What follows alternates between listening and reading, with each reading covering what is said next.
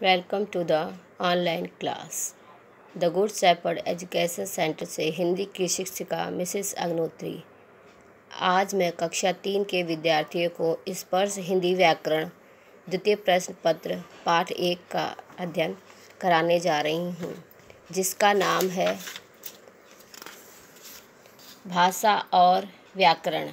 पिछले कक्षाओं में आपने भाषा और व्याकरण का अध्ययन किया होगा।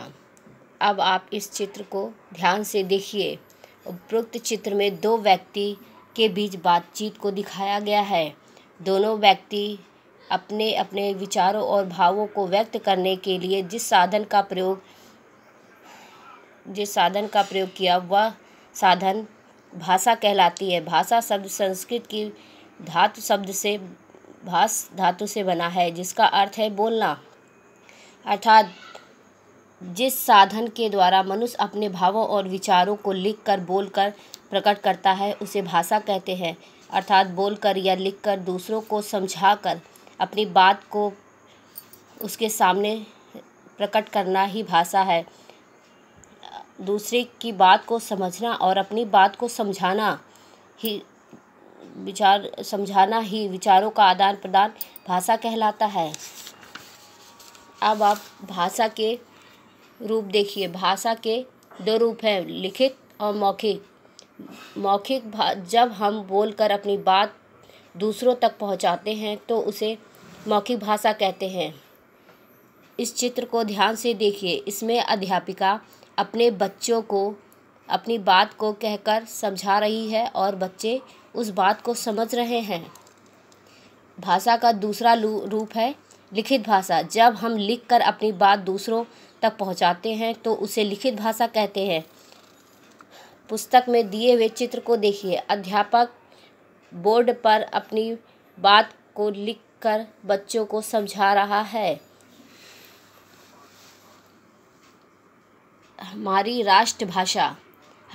राष्ट्रभाषा हिंदी है। 14 सितंबर 1947 को यह घोषणा की गई कि प्रत्येक वर्ष 14 सितंबर को हिंदी दिवस मनाया जाएगा। यही हमारे देश में सर्वाधिक बोले जाने वाली भाषा है। इस भाषा को वैज्ञानिक भाषा भी माना जाता है। इसकी लिपि देवनागरी है।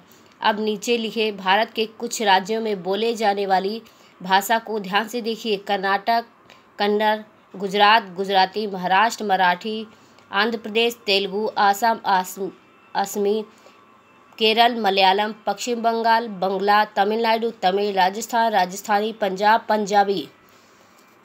सभी राज्यों में अपनी अपनी एक प्रमुख भाषाएं होती हैं। लिपि। अब आप देखिए लिपि क्या है। भाषा को लिखने के लिए हमें जिन ध्वनियों के चिन्हों का प्रयोग करते हैं उसे लिपि कहते हैं। अब आप देखिए हर भाषा की अपनी अपनी एक लिपि होती है। हिंदी देवनागरी, संस्कृत देवनागरी, अंग्रेजी रोम, फ्रेंच रोम, रूसी मराठी देवनागरी, बुल्गेरियन रूसी, पंजाबी गुरुमुखी, उर्दू फारसी, अरबी Farsi, Nepali Devanagari, Polish Roman, Bengali Bangla, German Rome. सभी भाषाओं की अपनी अपनी एक लिपि होती है। लिखते समय हम जिन चिन्हों अथवा ध्वनियों का प्रयोग करते हैं उसे लिपि कहते हैं। अब आइए व्याकरण क्या है। व्याकरण का हमारे लिखने और बोलने में क्या महत्व है। बच्चे, कई बार हम बोलते या लिखते समय अशुद्ध भाषा का प्रयोग करते हैं। इससे हमेशा अपनी बात किसी दूसरे को समझा सकते हैं और ना किसी की बात को समझ सकते हैं। अर्थात व्याकरण ही वह शास्त्र है जिससे भाषा के शुद्ध रूप का ज्ञान होता है। भाषा को शुद्ध रूप में बोलने और लिखने के नियमों का ज्ञान कराने वाला शास्त्र ही व्याकरण है। सरल शब्दों में हम कहते हैं कि व्याकरण हमें शुद्ध बोलने और लिखने में सहायता करता है।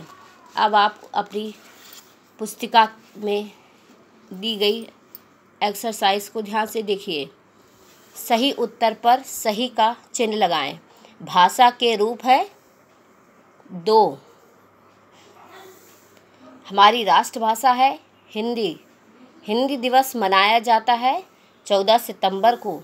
हिंदी भाषा की लिपि है देवनागरी। भाषाओं के सामने लिखिए कि वे किस राज्य में बोली जाती है। नीचे लिखी भाषाओं में अब उनके राज्यों के नाम लिखिए जो भाषा जिस राज्य में बोली जाती है। मलयालम, केरल, कन्नड़, कर्नाटक, तेलुगु, तमिलनाडु, मराठी, महाराष्ट्र, गुजराती, गुजरात, पंजाबी, पंजाब। अब आपका की थर्ड एक्सरसाइज है, रिक्त स्थानों में उचित शब्द भरिए। हिंदी एक वैज्ञानिक भाषा है। वैज्ञानिक। हिंदी को राष्ट्रभाषा सन में घोषित किया गया 1947। अंग्रेजी भाषा की लिपि होती है रोमन। व्याकरण में हम भाषा संबंधी नियमों को सीखते हैं। अब आपका होमवर्क, आप अपनी पुरानी हिंदी की कॉपी में एक्सरसाइज को सावधानी पूर्वक लिखिए अथवा आपकी बुक में भारत के ये 10 राज्यों के नाम दिए गए हैं जिनकी ये भाषाएं हैं। आप उसको अपनी कॉपी पे एक भारत के राज्य और दूसरी तरफ उनकी भाषाओं को सावधानी पूर्वक लिखिए अथवा याद करिए। आज की क्लास आपकी यहीं पर समाप्त होती है। धन्यवाद।